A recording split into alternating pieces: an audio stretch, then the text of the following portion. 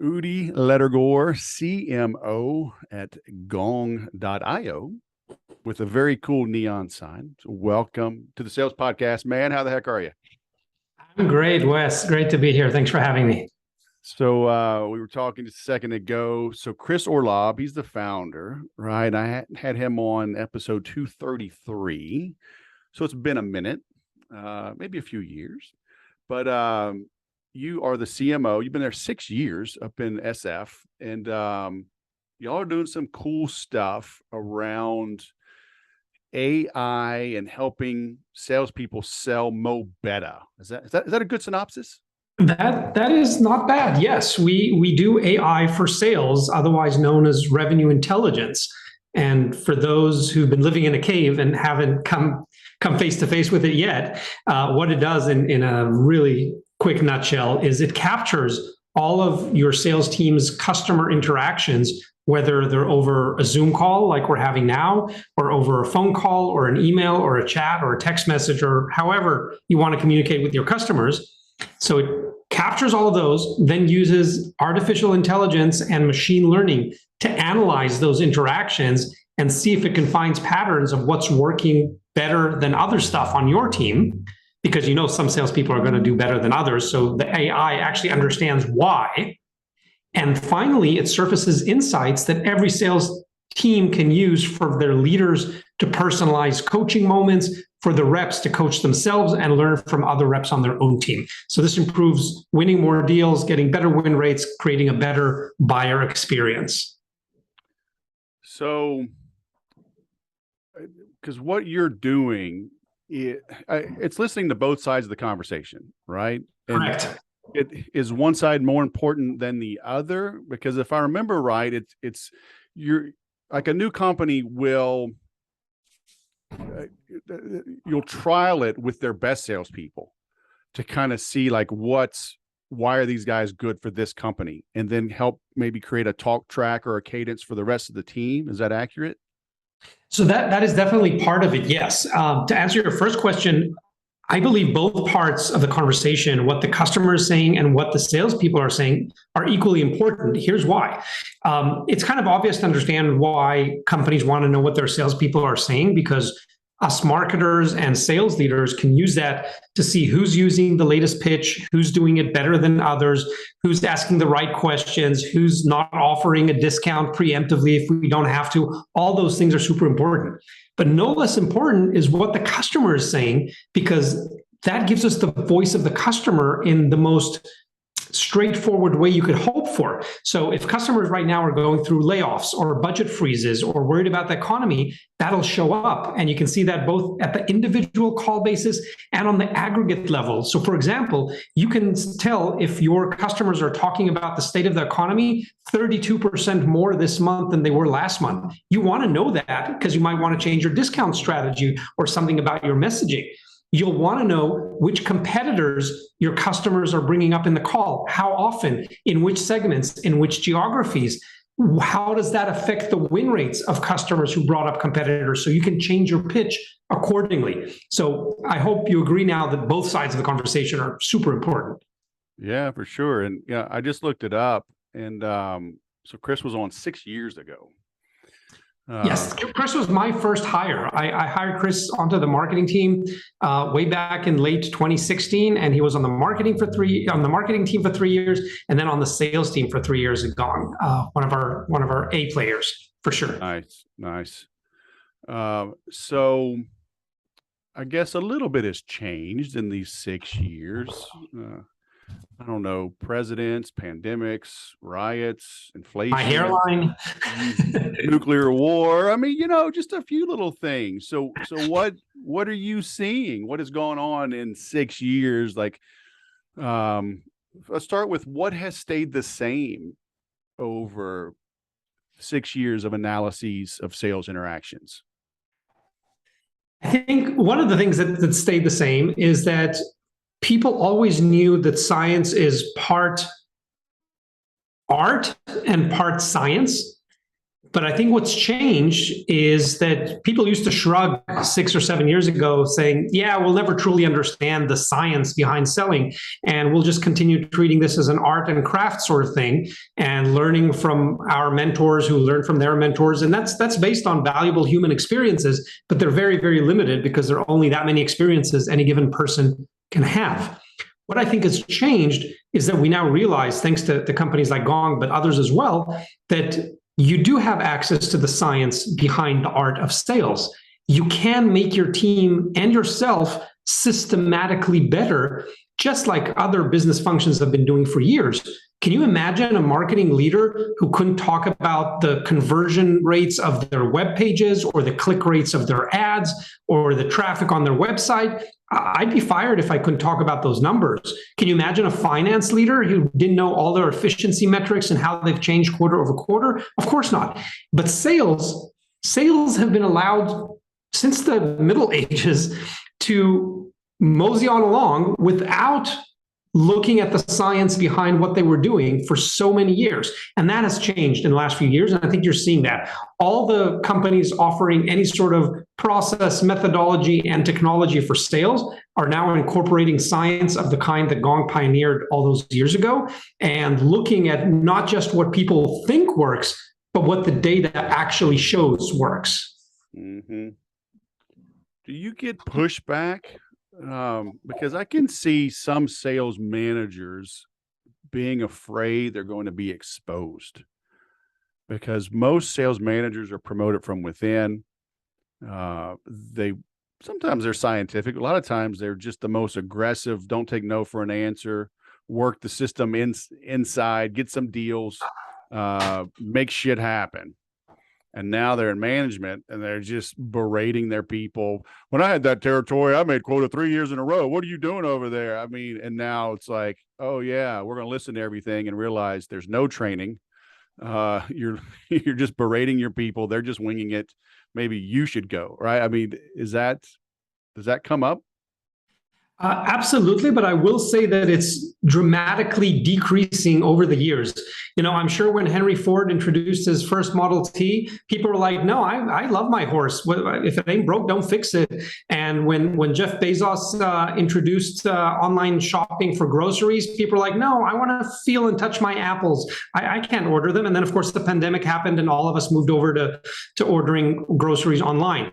And so there's always going to be the early innovators who see the vision of progress and technology and who are going to be the first to adopt it. And that's what we saw 6 years ago when we had really innovative leaders coming to us and say, I see what you're doing. I want to try this on my team. I have a feeling it's going to work. And nowadays we get a lot less of those objections. There's always going to be laggards and there's going to be conservatives who are trying to stop progress and believe that the way they've always done things is the best way to do it, or they're just afraid of trying something new. But I can honestly say that we've gone from serving in the early days innovative tech companies to now serving a broad area of industries from telecom to manufacturing to retail to pharma, a bunch of industries that you don't automatically associate with being the first innovators to try the latest shiny new object, and they're all adopting technologies like Gong now. So this is the way that you cannot stop, or as others have said before me, progress cannot be stopped. And this is what's happening right now, and we're definitely seeing a lot less objection than we did 6 years ago. Yeah. Now, if I remember correctly, some of the science that was discovered, because, you know, the old adage is you have 2 ears, 1 mouth, use them accordingly. Correct. But at least 6 years ago, what Chris had shared was that when it came to a closing call, when a decision was made one way or the other, that it was very even. It was like 51-49, but the big issues had already been resolved. Pricing, availability, compatibility, onboarding, whatever, you know, the big gotchas. And it's like, okay, now we can kind of settle in and make a decision. Is that still holding true? I think so. I mean, it's going to change from team to team, and Gong allows you to customize the best practices for your team. Even if you're a company that maybe has 4 different business divisions, the dynamics of the sales calls are going to be a little bit different between each division because you've got a different buyer with a different product and a different value proposition in a different category. I'll give you an example. If you're selling a product in a very new category, you probably need to do more explaining upfront of why your customer should care, what this is going to change for them, because it isn't obvious. Now, if you're selling a product in a mature category, let's say I'm selling email automation, that's about as obvious as toothpaste is to the right buyers. You don't need to explain what the importance of the category is and what kind of transformation it's going to create. You just have to go into articulating your competitive differentiators or asking any questions that your customer has.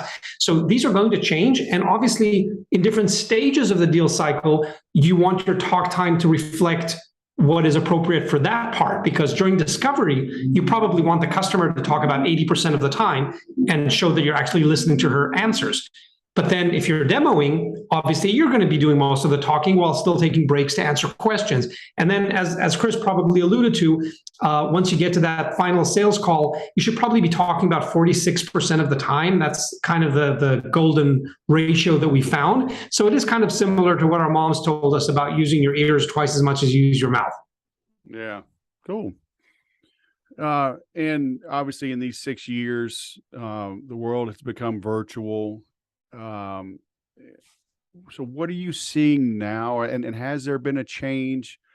Because maybe 6 years ago, some of the initial calls were were on the phone to set up an in-person meeting, whereas now probably the bulk of deals are being closed remotely, right? So can you talk about what the shift has been? Like how much more is being closed remotely, and how this is helping in that situation? Yeah, absolutely. Companies have been talking about digital transformation for a good 15 years now. And in some industries, like the tech industry, it's gone much faster than in others. I remember a couple of companies ago, we were selling cloud software to companies in industries that told us, while laughing, oh, we're never going to store our data on the cloud. That's just too risky. I mean, that's crazy.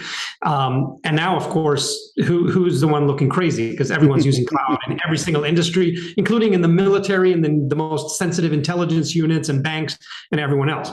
So the movement towards digital transformation that's kind of been chugging along for the last 15 years saw its biggest leap forward since COVID.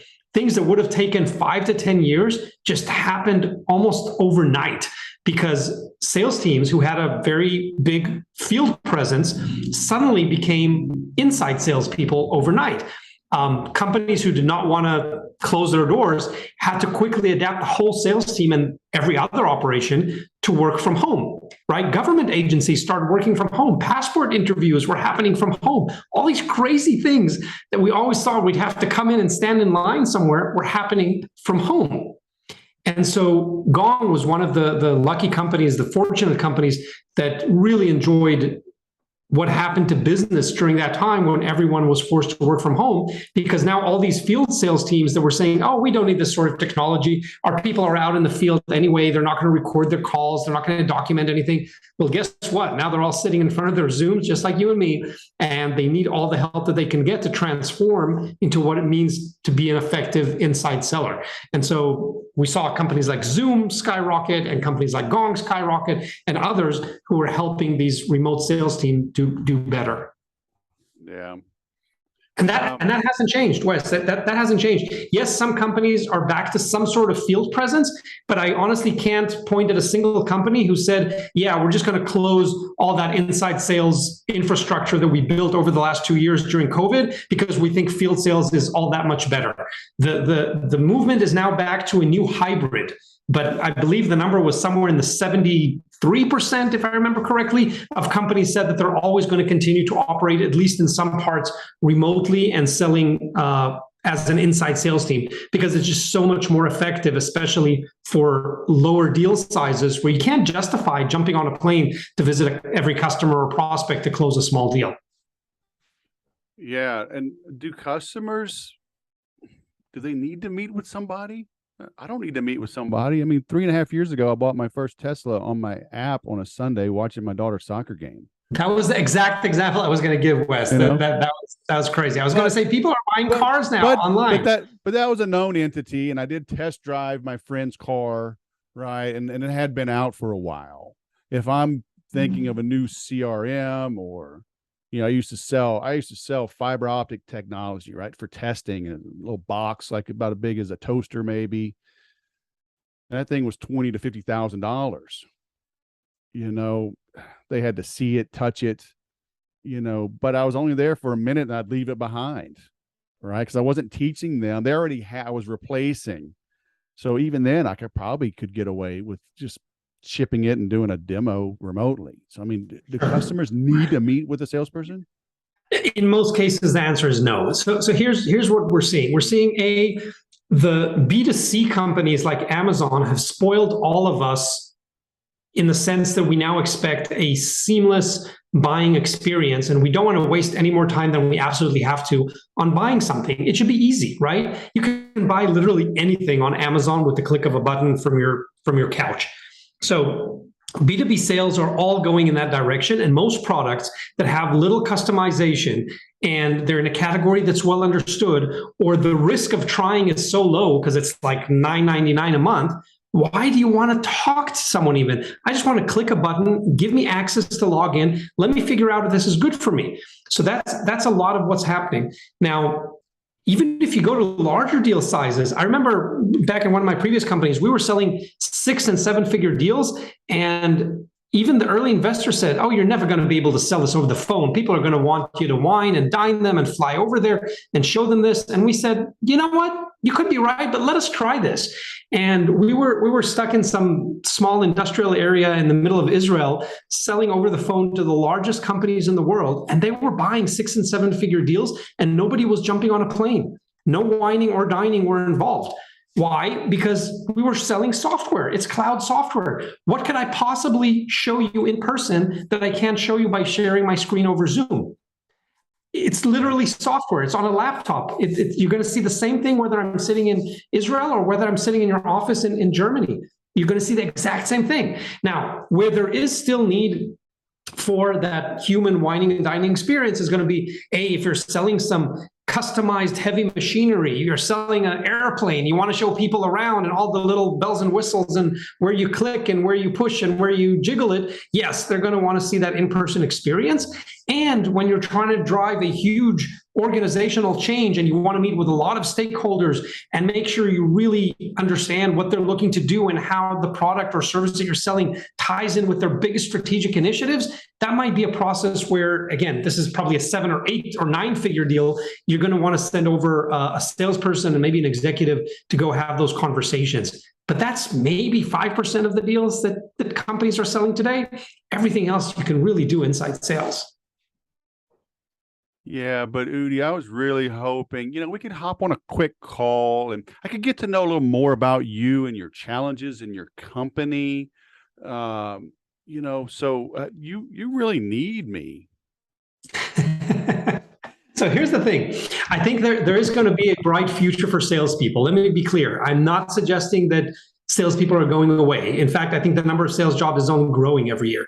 So salespeople can be safe. They do have their job security. But here's the thing. Salespeople have unique talents that have not yet been replaced by the robots or AI. Salespeople can create rapport, can create trust, can create a relationship, and can help customers sift through a sea of information out there to pinpoint the exact solution that they need for their exact problem. And that's where they're most helpful. Now, here's the bummer. If you look at researches like those published by Salesforce.com, they found that salespeople only spend 30% of their time actually selling and sitting on customer-facing meetings.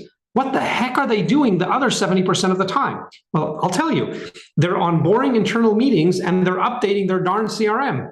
Now, isn't it time that changed so that salespeople could use 70 or 80 or 90% of their time for what they're actually good and passionate about, which is meeting with customers, creating those relationships, and advising customers on the best solutions? Because that's what customers want from them.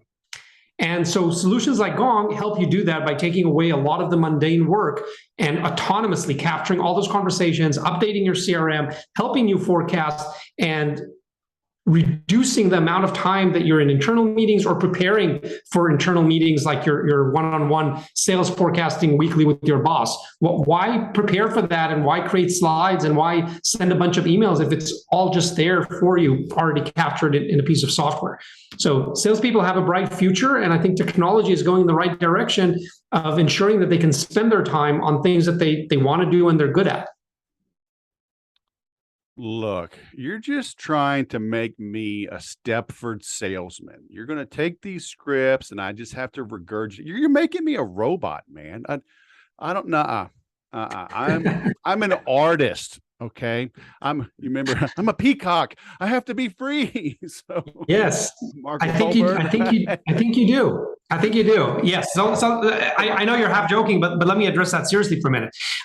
What Gong and other companies are trying to do is not create robots out of you. We're not trying to create the Avon lady or the Tupperware party. We're doing something very different. So there is a type of sales that's mostly consumer sales. If you're calling your internet provider or calling your mobile phone provider and you've got a problem, those reps have a high turnover because they're probably students on summer vacation. They get like 8 hours of training when they start their job, and then they have scripts come up on the phone. Oh, if customer is angry, say this. If customer is really pissed, offer this discount. If customer is like ballistic, call your manager now. So that is a type of sales and service that is very common with B2C companies. And that is not what Gong is all about at all. So Gong mostly serves B2B companies where there is a complex sales process that cannot be scripted.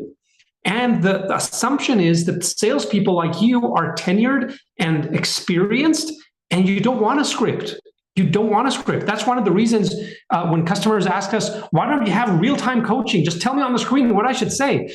I'm like, no, you really don't want that. Just ask any B2B salesperson who's tried that, and they'll tell you it sucks.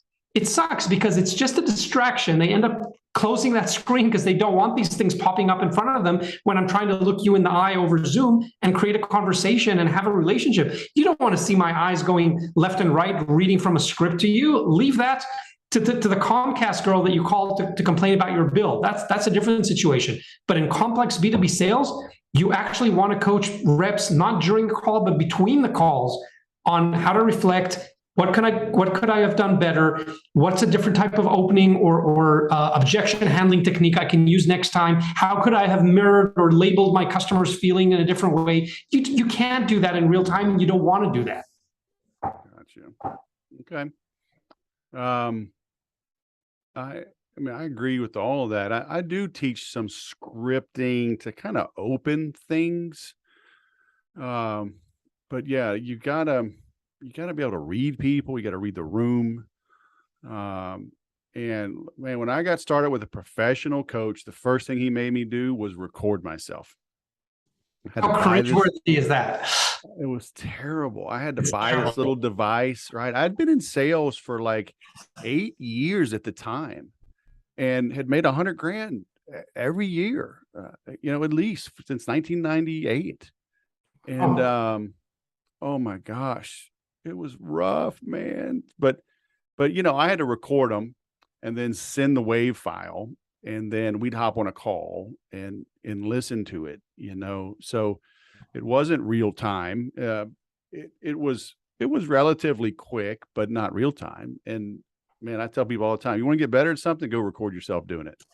100%. And to be clear, Wes, I do agree with you that there are instances where you want to use something that is scripted and tried and tested. If you're an SDR making a cold call, you've got 30 seconds to impress the pants off someone before they slam the phone down. You want to practice that 200 times. So you better be darn sure that you scripted that, memorized it, and you know how to do it in your sleep. If you have a few key wow moments in your product demo, you want to make sure you've practiced those so you can click through the product and say the right things and show the right things to get that jaw to drop.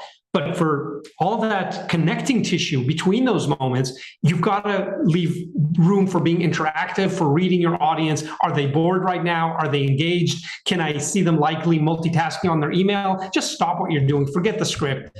Go back to connecting with the human being. Otherwise, you've lost the deal already. Yeah. I had that happen to me once. I was in Las Vegas. I was working with this startup. We sold technology to healthcare. It was one of our big verticals. And this guy was kind of cocky. He's like, yeah, come on in. And, we go down in the basement because most IT guys were in the basement.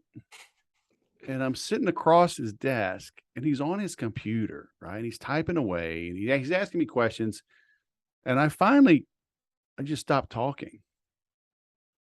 And it took like a long time for him to come out of his trance and look at me. And I was like, dude, it looks like you're busy. I'll come back later. I just closed my stuff and left. I'm like, there's a term we like to use. We found data to support this, but there's a great term, which is embrace the awkward pause. Yeah. And for a fast talker like me to pause for 3 seconds seems like an absolute eternity. Just try that. Put a watch in front of you. Try pausing for 3 seconds. It is one of the hardest things ever, but you get so much out of it. I'll give you one example, Wes. One of the most effective places to use that awkward pause is if you're a salesperson and you were just asked about pricing and you presented pricing. The novice salesperson will wait about half a second, if even that, and then start retracting by saying, oh, but that's just the list price. Let me talk to you about discounts. Or if that's too much for you, I'll understand. Let's get creative. Just shut up. Just shut up. If you can actually shut up for 3, 4, 5 seconds, you'd be surprised how many times a customer thinks about what you just said for a moment, give them some time to process, and they go, that actually sounds reasonable. But nobody lasts that long. Nobody waits those 3 seconds. I've told this story before when this topic comes up, but I've worked from home for 22 years, and we have 7 kids and a dog. Oh my gosh! And I live in a loud place. I'm up on a hill, but there's a busy street below me, so sirens, car crashes, lawn guys. So I'm always on mute. Oh, I say something, I go to mute. A podcast, a lot of times I'll be on mute. And so on podcasts, it's happened, but on sales calls, because when somebody's kind of in a cadence, you're like, okay, he's going to keep talking, but then they surprise you and they stop.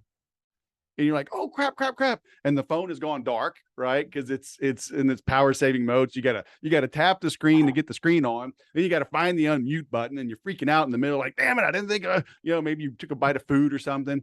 So just that 3/4 of a second to find the mute button and unmute, I've had people continue talking. Right, just that super short gap. Even on interviews, like they'll keep talking, like, I couldn't get to the button. So like, yes, just be quiet for a little bit, and they'll just keep going. And risking being Captain Obvious, what type of people are way better than the other type of people at shutting up and waiting for that pause until the customer starts talking? Women. Oh, yeah. We found this over and over. Every time we looked at it, women are better listeners. They know how to give their prospect time to digest and actually respond to something.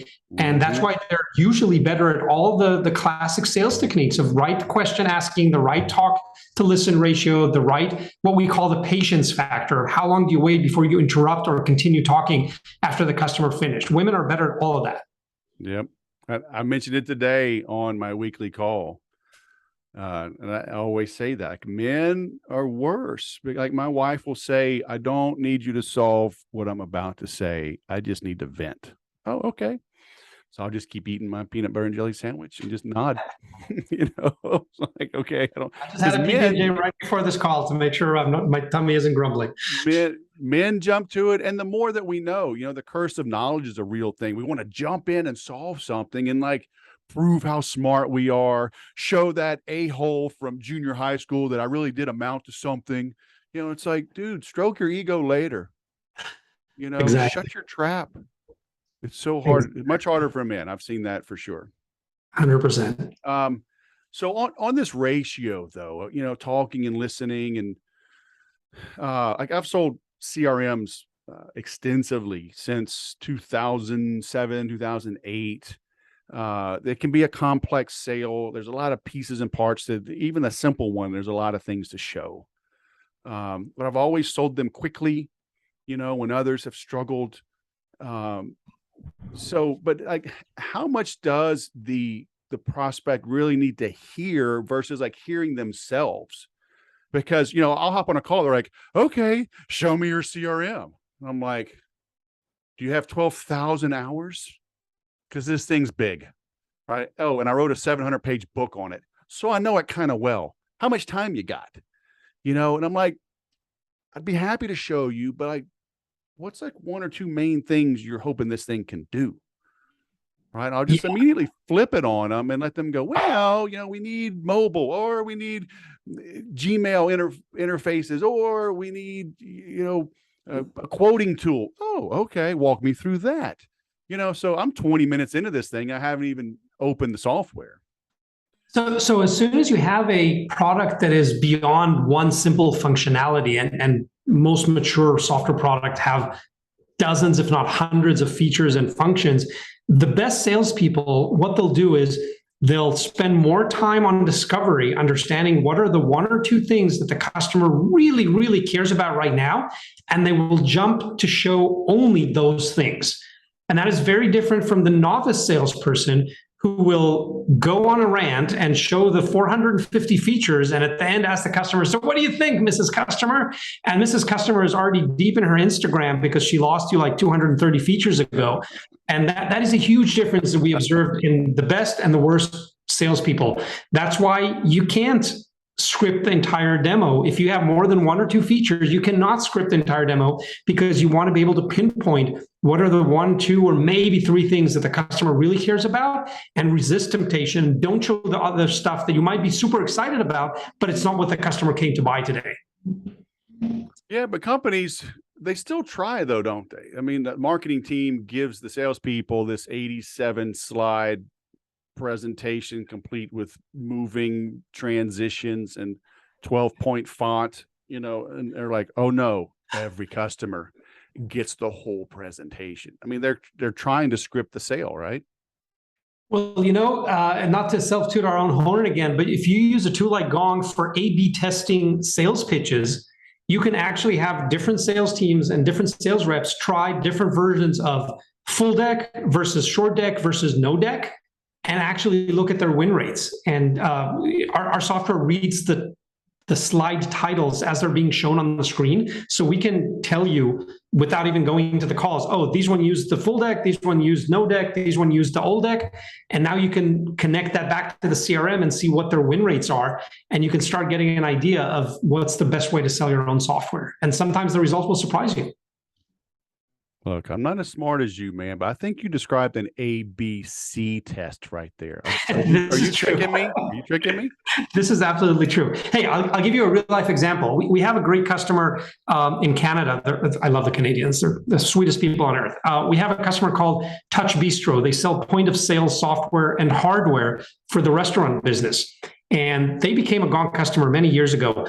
And 6 weeks or so into using Gong, they called us and said, hey, we just had this amazing eureka moment. They wrote a case study with us about it. You can find it on our website. And the short of it is that they had some salespeople leading with their software features, and they had other salespeople leading with their hardware features. They sell these iPad sort of devices to go with their software because you need them for order taking and stuff at the restaurant. And they never quite knew if one was working better than the other. But a few weeks into using Gongs, they found that those leading with the software features were winning at like 30% higher win rate than those leading with hardware. So that made it super easy for them to identify what is the right way to do this, retrain the whole sales team, and see their win rates consistently go up. And I'm sharing this with their permission. So it's an amazing story. And that's the power of putting some science behind the art and saying, hey, yes, there are 2 gazillion ways you could go telling the story of this product, but one of those ways is probably better than the others. Let's find out. Yeah. Well, I had a program, called The Art of the Close. And I've always told people, selling is as much science as art. But the typical salesperson is this effervescent, outgoing, happy-go-lucky type that is tough to corner, tough to control sometimes. But I tell people, it's like we are as predictable as computer code. If we got on this call and I was like, oh, dude, look at that gong sign behind you. That's the gaudiest, ugliest thing. The colors don't match. Oh, that's just atrocious. What the hell were you thinking? I kind of know how you might react to me. Right. But I give a sincere compliment, like, dude, that's legit cool. It's like, okay, maybe I like this guy. At least you don't dislike me. So, I mean, and those are extreme examples, but and again, it kind of goes to the scripting part there. We can set the stage, right? At least to kind of tip the odds in our favor. And I think good salespeople probably do this and don't realize they're doing it and maybe push back. We say, yes, that's a good way. Here's 1 or 2 openings, stick with them. Get things off on the right step, and then hey, all right.